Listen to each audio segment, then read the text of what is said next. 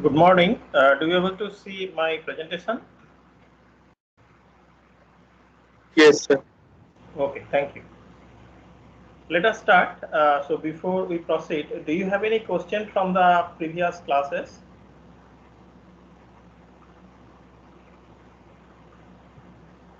Okay, then let us start. So on the last class, on the last week, basically, we discussed the parser. We mentioned one parsing table, and with the help of the parsing table, we parsed some string or sequence of tokens that we demonstrated. But on the last week, I mentioned that let us assume there exists one parsing table. The parsing table we will construct later. So today is the time we will start constructing the parsing table. So let us start with the simple one, that is LR0 parsing table. So LR0. So what is the meaning of this LR0? You know this by this time. So first L indicates that the parsing will be left to right, and this R indicates that it will be bottom up, rightmost derivation first in reverse, and this 0 indicates there is no look ahead symbol. So when it is 0 in the look ahead, then definitely you will understand that this 0 may be changed later, maybe with 1, 2, something. That will be my look ahead symbol. And yes, you are right. In general, we can write that there is a LRK grammar where the k starts from 0 and it assumes some integer number, indicates that during the parsing process how many look ahead information is available. It is true, probably you understand that if the number of look ahead increases, then probably it will be a very strong one. But we will see that k equals to 1 is enough for our purpose. But before going for k equals to 1, let us start with LR0 and see how far we can go with this one. And when we will see the restriction or limitation of LR0, then we will move to k when k equals to 1. Now you remember from the first class that this part on the left hand side, top left hand side, is your grammar. As I mentioned on the last class that when I say grammar, I will mention only the production rules.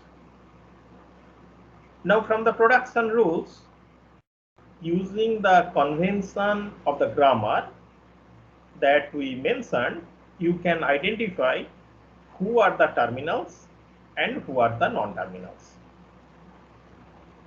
So that way you will get the set of terminal symbols and set of non-terminal symbols. By default, we will assume, unless otherwise specified, that first production rule indicates the start symbol, or the left hand side non-terminal of the first production rule is my start step. That completes the definition of the grammar. Now this particular grammar G6, we are naming it to differentiate with other grammars we have used. We are augmenting this grammar, say G6 prime, with an addition of one extra production rule. We are giving the number as 0, where we are defining a new start state S prime, which derives to the start state of the grammar, that is S. Okay, that way we are making it augmented. Next we defined LR0 items. and LR0 item is a production in G with dot at some position on the right hand side of the production rule. So for this particular cases, if I pick the second production rule, then you see how many possibilities are there. So if I write here S derives L, my second production rule. So in one situation, dot can be possible at the very beginning of everything. That is my one item. Next, dot can be possible after the opening parenthesis or left parenthesis. That is my second item.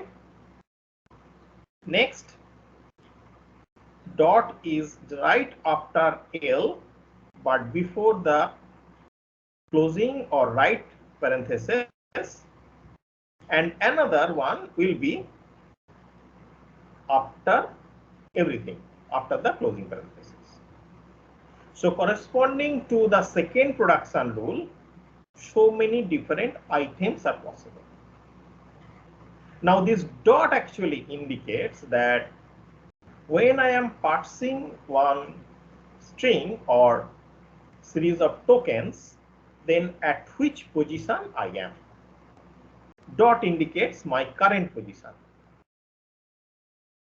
Okay, so one example is given here for the second production rule.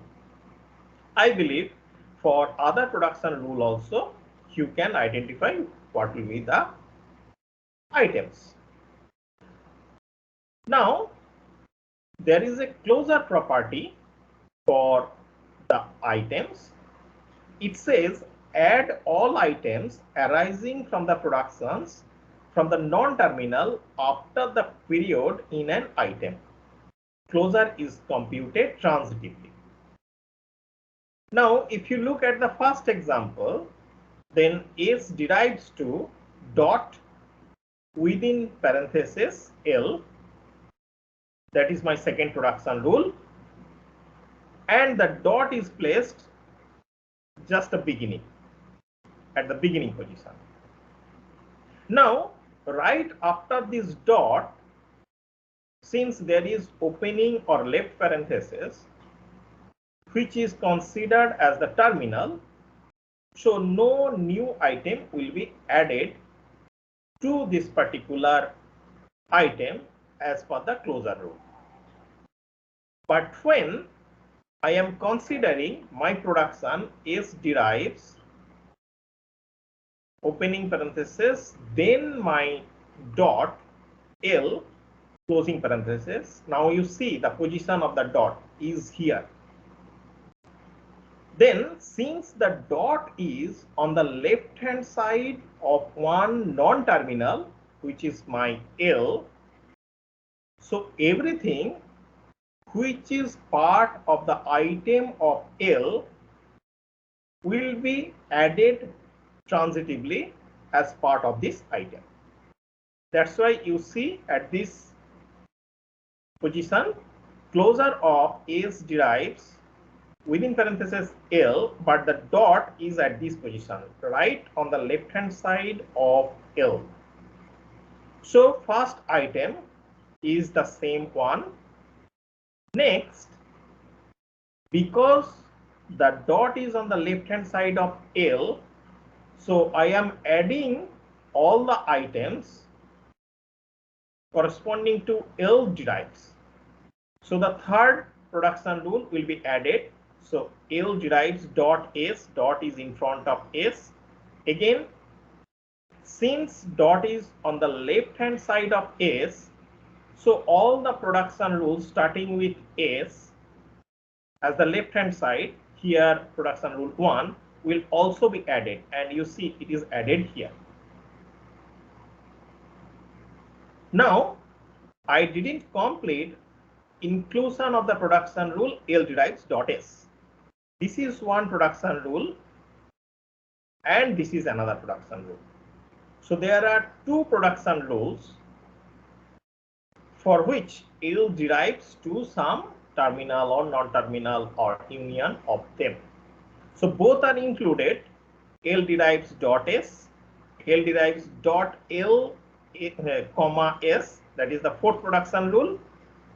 And since at this position dot S is there, which means the dot is on the left hand side of S, so transitively S derives dot X is also added here. Next, second production rule will also be added, S derives dot within parenthesis L. Up to this, do you have any question? This is very important because the states will be computed based upon this. Okay, it's pretty simple also. Just you need to follow the dot. If dot is on the left hand side of any non-terminal, then all the non-terminals which has a production rule will also be added as part of this. And since dot was on the left hand side of that L, so on the right hand side dot S dot L comma S will be added.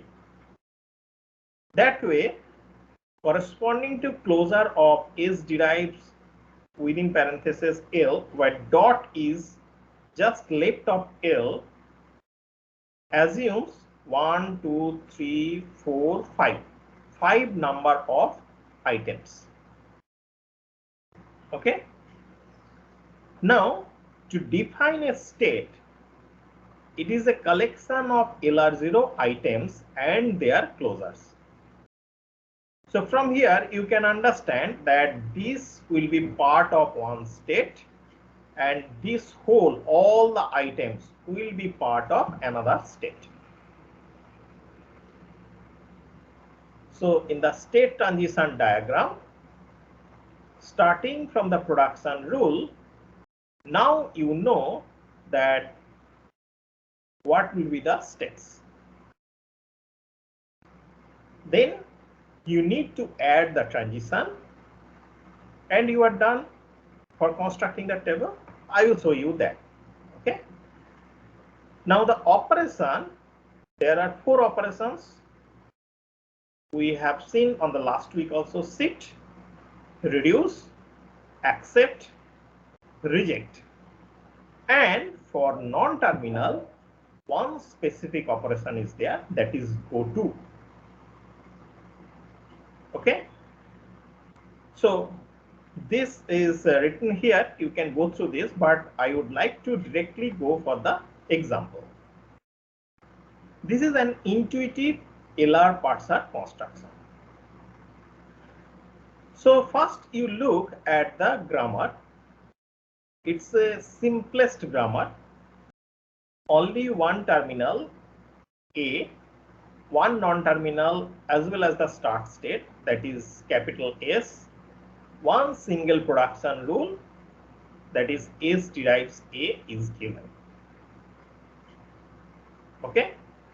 Now when this is your production rule, then you know how many different items are possible. So dot A and S derives A dot. These two are items only, right?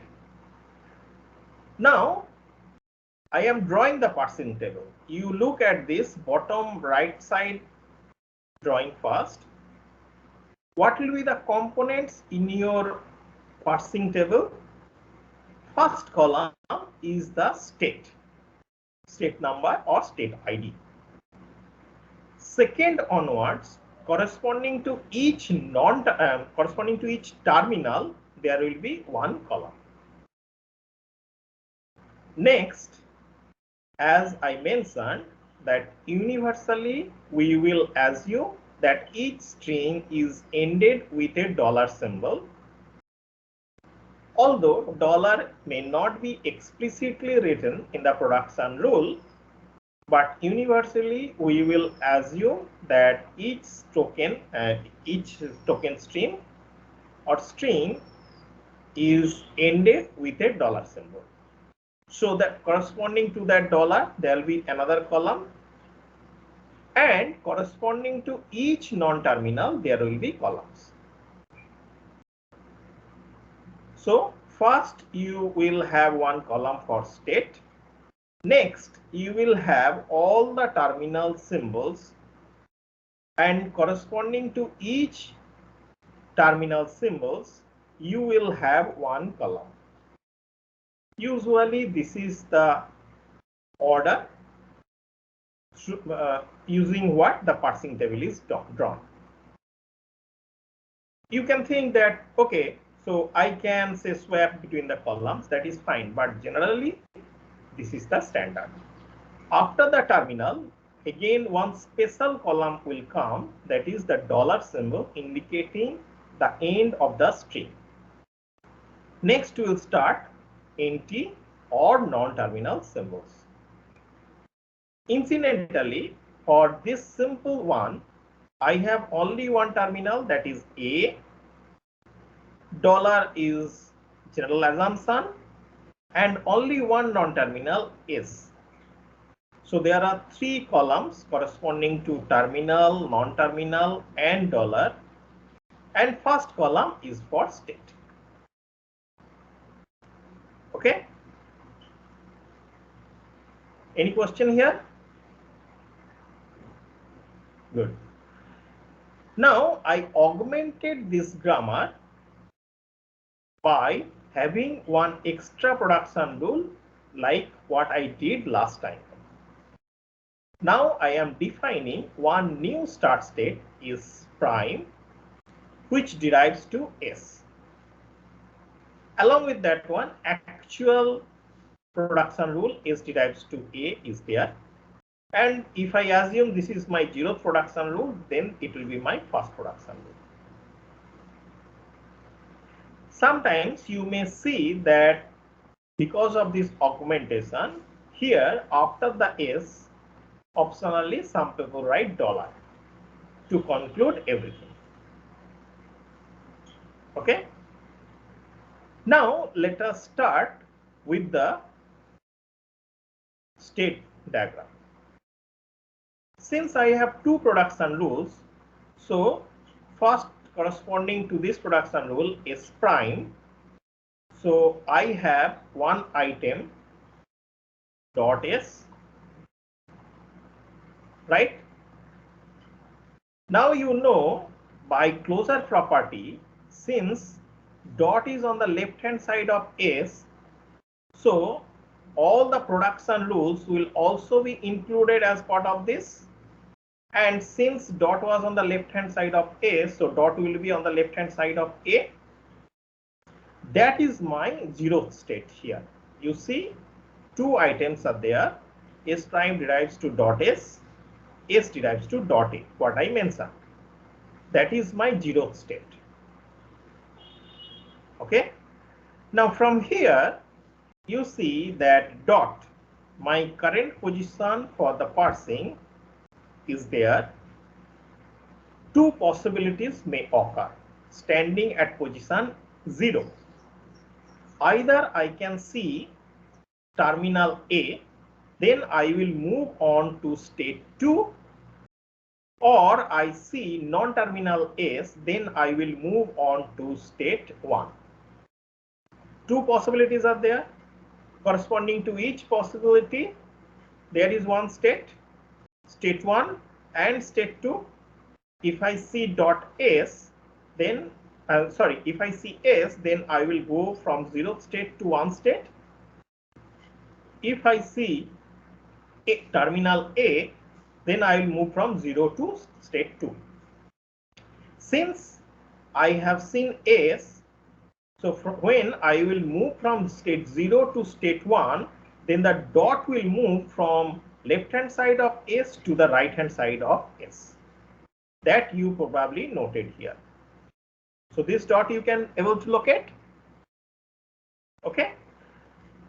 Now when I will see A, then I will move from S derives dot A to S derives A dot. So now dot is on the right hand side of A. That's it.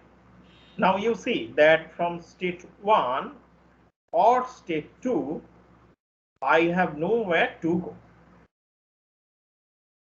The dot has reached at the end, indicating that as per the production rule, I have finished the traversal. Okay.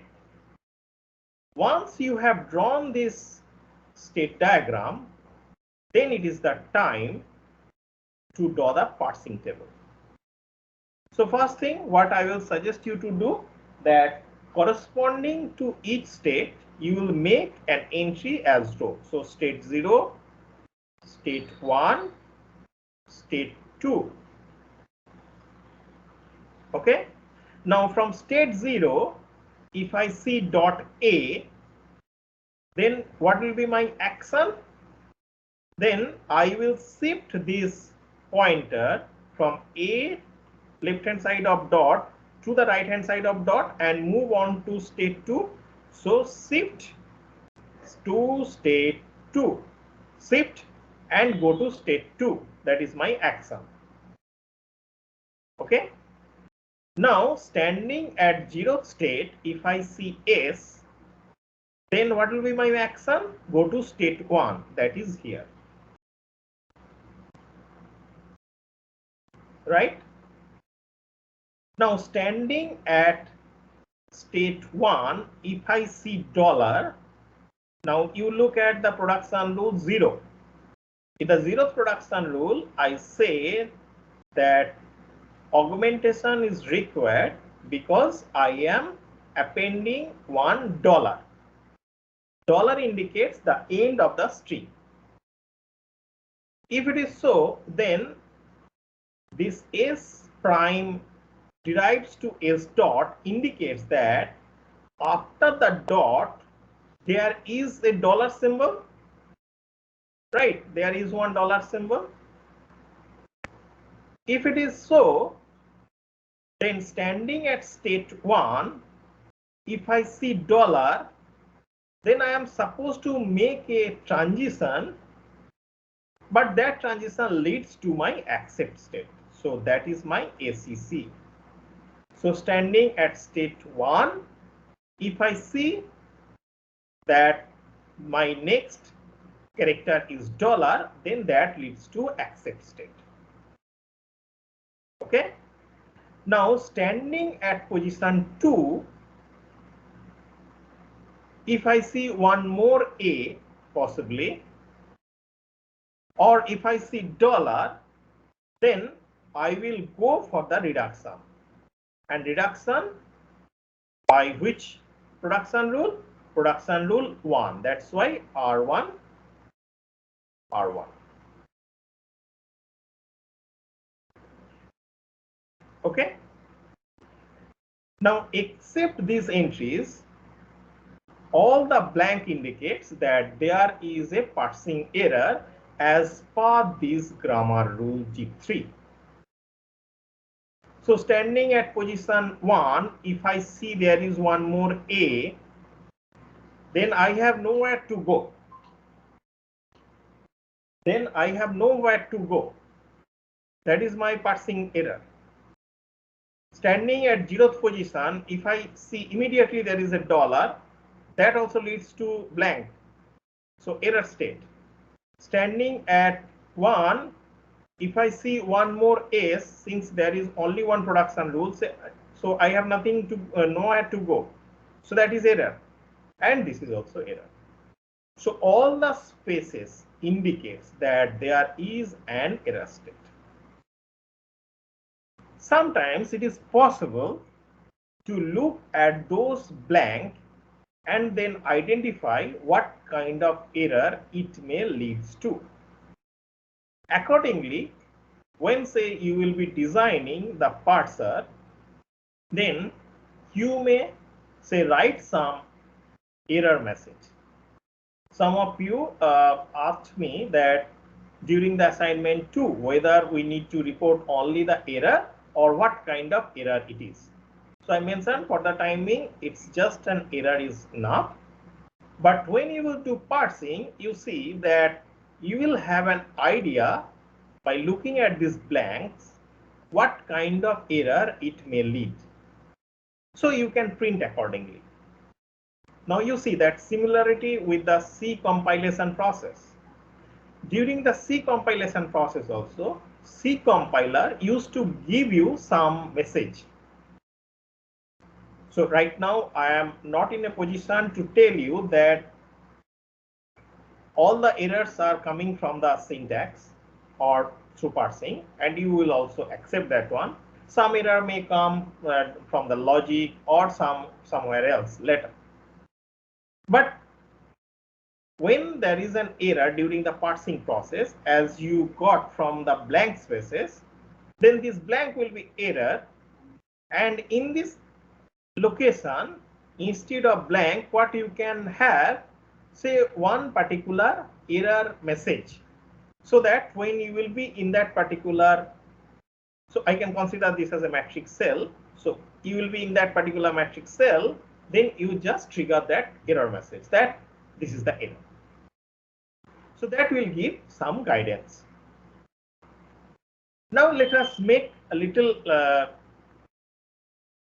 complex or G4 where we have two production rules instead of one. I believe items are very much clear to you right now. So explicitly, I am not going to write down the items. Again, for this particular grammar, I am augmenting this by S prime derives S, and you understand that $1 is there at the end of this S. That's why, or that is one of the main purpose for having this augmented grammar or one extra production rule. Now the state 0 or the first state will start with this production rule. This is my P0, production rule 0. This is my P2 and P1 and P2. So the first one is my P1, second one is my P2. You see that there is a vertical line indicating that OR. So two production rules are combined and written there. Now I will start with state 0 where the item is S prime derives dot S. Since it is on the left hand side of the dot S, so both the production rules where S derives will also be part of this state, and that way second and third one has come. In both the cases you see that dot is on the left hand side of A and B respectively. Now if this is my state 0, then how many different possibilities are there for transition? One, of course, when I see S, then I am going to state 1, and then it is S prime derives to S dot, and you understand from the previous experience that I have reached to the accept state. No more transition is required from this position. Okay. Now standing at state 0, if I see A, then I will shift the dot from left hand side of A to the right hand side of A, and my item will be S derives, and my item will be here S derives A dot S. Now you see dot is on the left hand side of the non-terminal S. That's why both the production rules which involves derivation of S is also available, and S derives dot AS, S derives dot BC. That is following the closure rule of the item, and also this is my second state. Now from state 0, if I see B, then again I will shift the dot from left hand side of B to the right hand side of B, and I will reach to state 3. Now from state 2, if I see if I see S, then I will go from state 2 to state 5, and you see that S derives A S dot. Since dot has reached to the end, then I have nothing there. Okay. Now, if I see A, then I will have S derives A dot S, which is nothing but the second state. That's why there is a self loop. Okay. And if I see that B, then B dot C, initially I may think that it will go to some new state, but I see that, okay, this is the state 3. So I am merging to state 3, B dot C. Now from third state, if I see that C is there, then dot will move from left hand side of C to right hand side of C, and I will line to state 4. Okay, so these are the possibilities. Now you see, apart from these, no other transitions are possible corresponding to the grammar G4. Okay, if it is, then I can construct the parser table again. Now, as I mentioned, that first column is my state ID. Next, terminal symbols. How many terminals are there? From the grammar, I will see A, B, and C. So A, B, C. Next, dollar, end of the string. Next, only non-terminal, that is S. But you understand that for the augmented grammar, S prime is the start state as well as the new non-terminal. But corresponding to that, I am not having any column. The reason is very simple. When I will reach to state 1, then I will reduce by this production rule, in this case 0, production rule 0, and I will accept that. Okay. Now, how many states are there? 0, 1, 2, 3, 4, 5. So I will write 0, 1, 2, 3, 4. Oh, one more will come. I missed that. 5 will come. Okay.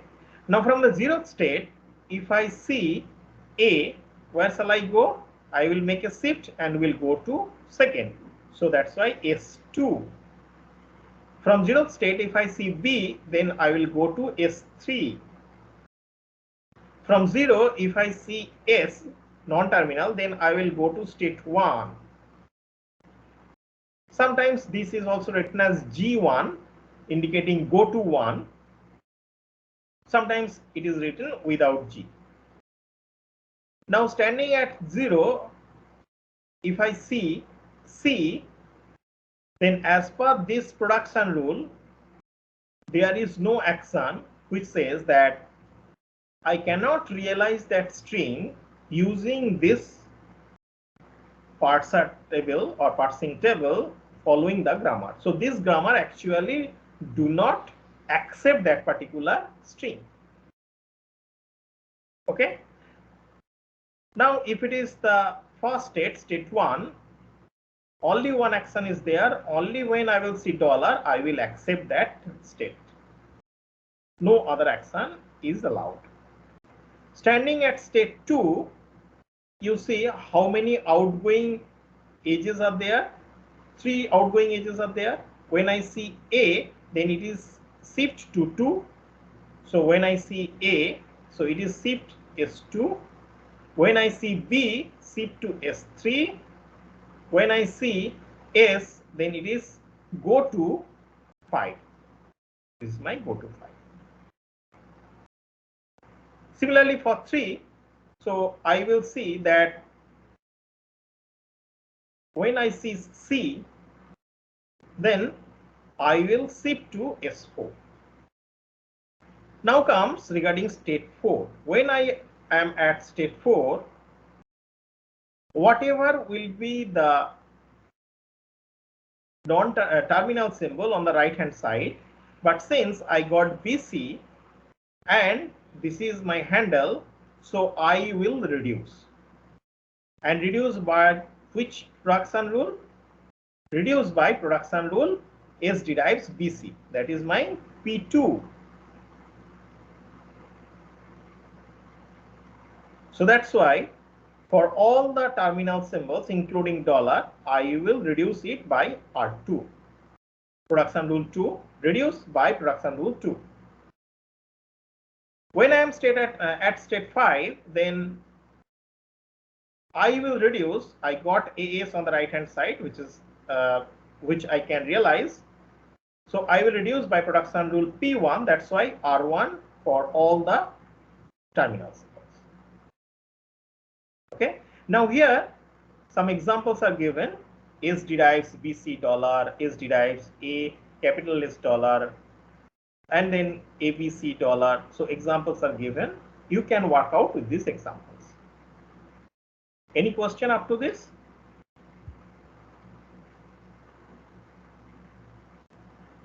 Okay. It seems very simple, and indeed it is. Now here is one parsing construction that G4 S derives A capital S or BS, the previous one, this production rule. The table, we know that what is the table, parsing table, and we are interested to parse AAA BC dollar. Initially the state is 0, that is the stack top symbol, stack top state. Input is AAA BC dollar. When I see A looking at staying at state 0, so let me erase. Staying at state 0, when I see A, then shift to second. So 2 is here, I am shifting A. Again I see A as the input standing at state 2. Again it is telling shift 2. So 2 is further 2 is pushed, one more A is read. Then I see A again, then it will shift A. Okay. So further I will push A. I will shift A and I will push to 2. So there is a small typo, please note it down. There will not be S here. So okay. So just up to this one. 3 A's has already been realized or read, and stack state is 0, 222. Now standing at state 2, when I see B, standing at state 2, when I see B, then it says shift 3, S3. So shift B here and push third state here. Standing at state 3, when I see C, standing at state 3, when I see C, shift S4. So I am shifting C here and I am pushing 4 here. Now standing at state 4, when I see that input is dollar, standing at state 4, when I see input is dollar, reduce by R2. What is my R2? S derives BC, second one, because this is my 0, this is my 0, this is my 1. First one is 1 and second one is 2. Reduce by R2. So S derives BC. So you derive by this, S derives BC. So this BC. And after the reduction, you know what to do. So 2 terminals has been removed. So that's why 2 states will be popped out, 3 and 4. Then my stack top state is 2. So I am standing at state 2. And I see that because of the reduction BC to S, S is remaining as the non-terminal symbol. So standing at second state here, when I see S, then go to 5. I have to go to 5. So 5 means 5 will be pushed here. Now after pushing 5, I see that input is dollar. So input is dollar, reduced by R1. So AS will be reduced to S. So AS, these two, this AS underline will be reduced to S, and since one terminal and one non-terminal will be reduced from the symbol, so 5 and 2 will be reduced. So stack top is second state, and I see that because of the reduction, symbol is S, stack top 2 and symbol is S, again go to 5, so this 5 will be pushed. Again the same production rule will be used for reducing AS, and 5 and 2 will be reduced. Since 2 is on the stack top, after AS reduced to S, then go to 5, again I will push 5 and 5 and S, further reduction, and this 2 will be popped. Since this is reduced to S, so my state is 1 and I see dollar. So 1 and I see dollar, so my accepted situation. Okay, now on the last column, I am not sure whether you can able to see this properly or not. So the parsing tree is being constructed. So because of this reduction, so BC, sorry, let me draw from the bottom. So BC is constructed and that is derived to S. So following this one, next following AS, so this S is already there, so add one more S, you will get this one, then another AS, so A and this S, you will get another one, then AS, so A, S, that way you will go, and 3A, BC, 1, 2, 3A and BC, that is your parsing table. Okay, any question from here? Okay, now here is another example. The grammar rule has changed. Augmentation is already been done. S prime derives to S, S derives to X, S derives to within parenthesis L, S derives to S, S derives to L comma S, and corresponding to that the state diagram is drawn here, and this is my parsing table. So here the first state instead of 0 is marked as 1, that's why, so this first column, this is my state number. Okay, so this state number first column is basically starts with 1, goes up to 9.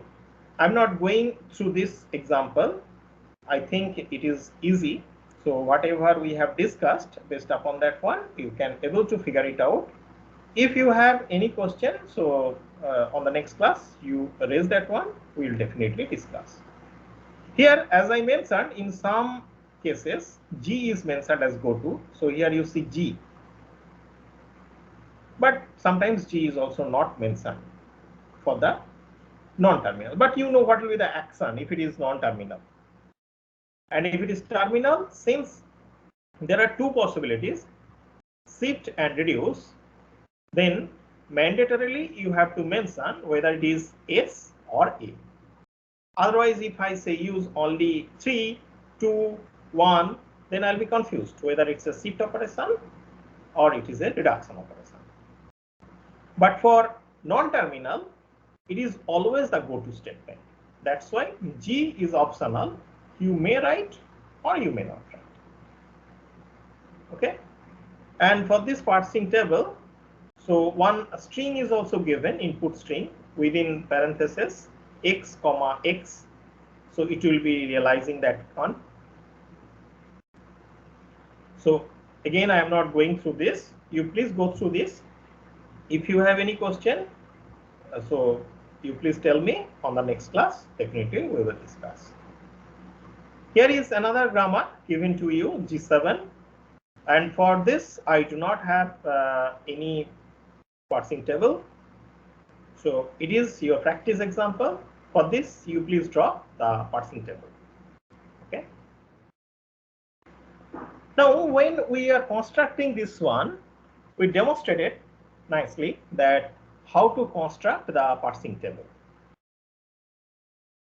Now, if the grammar is like this, say G5 grammar, S derives AS or S derives A. In this particular case, the way we have discussed the construction of the parsing table, we can start by introducing one new start state S prime and augment the grammar S prime S. Now you just look at the production rule. So this SLR1 parser you need not have to look at now.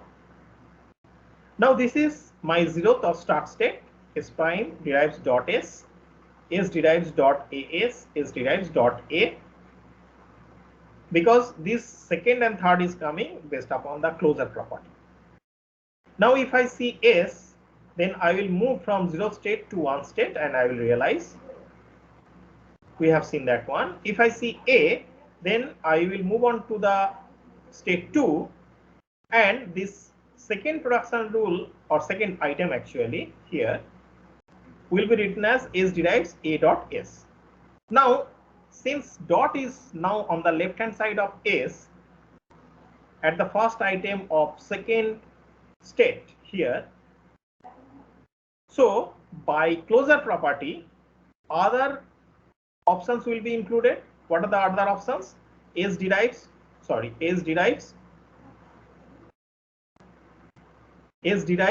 dot AS and S derives dot A. So these two actually has come as part of the closure property of the first item. Now if you look at state 0, the third item here, this item will also along with the second item will also move on to state 2 if I see or if I realize A, and that I am writing here with a color red, say, right? Now from state 2 if I see S, then I will move on to state 3 for item number first or first item in state 2 for first item here. From here I will move on to state 3 when I see S. Now when I see A, then the confusion will arise. What is the confusion? For state 2 you look at the item second and third. Both says that if I see A, then I will shift and dot will be placed on the right hand side of A. Correct? But the last or fourth production rule at state 2, which is also colored as red, it suggests when I see A, then I can reduce the previous A to S using the second production rule. S derives to A. Right? Now the situation is at state 2 in the parsing table. If I see A, then item 2 and item 3 suggest you self loop and shift. So S2 it suggests. But the fourth production rule at state 2 colored with A indicates you reduce to S using the second production rule R2. Clearly there is a shift reduce conflict. So this situation, the same grammar actually from the previous slide. So we have a shift reduced conflict at this position. So because of these three production rules. second and third of state 2 indicates you go for a shift, and fourth indicates you go for a reduction. So how to decide on which one to take, or whether to reduce or to shift? In order to handle that one, we have to use some extra information. So this is another grammar where these three production rules are there. Now you consider two items. So E derives T dot plus E, another E derives T dot.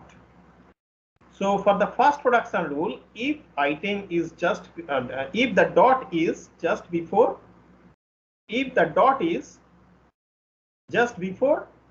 addition, and in the second production rule, if the dot is just after T. Now you see, in both the cases, so I am at state 3.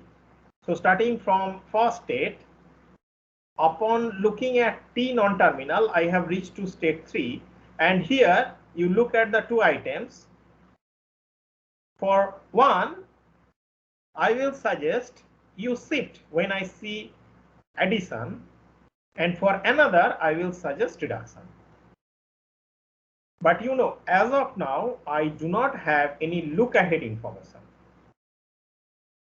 I am at this dot position. I cannot see the next character, that is my look ahead. I do not have that one. And as of now, whatever I have read and the knowledge I gathered, based upon that one also, I cannot make any decision whether to reduce or whether to shift. That's why in the parsing table at state 3, for looking at addition, I have a confusion whether to reduce or to shift. In order to deal with this problem, in SLR parser, what it is suggest that only modification is done at the blue line. It suggests reduction by production only on the input symbol that belongs to the follow of the left hand side. So if it is as part of the follow, then you reduce, otherwise you will not. That's why for that particular grammar, and when this is my parsing table, my confusion is at state 3. Upon looking at addition, I will take a decision based upon my follow information. So we discussed the first and follow definition. So if K belongs to follow S and K is part of the terminal which occurs on the right hand side of any production rule, then you go for reduction, otherwise shift operation.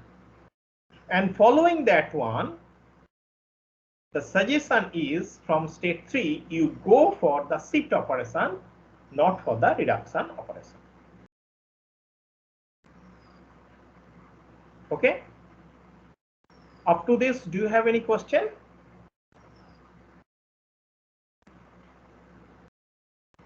Okay, then let us stop here today. So what we studied today, starting from constructing the LR0 parsing table, we see that for some grammar, we can successfully realize some string.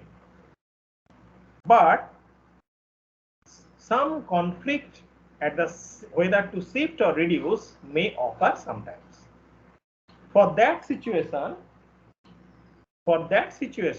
we need not have to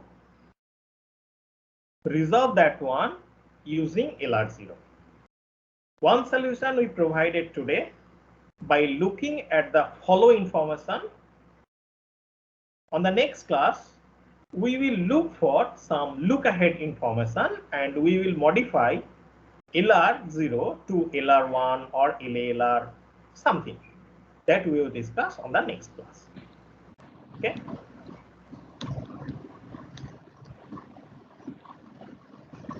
So thank you. Let us stop here today.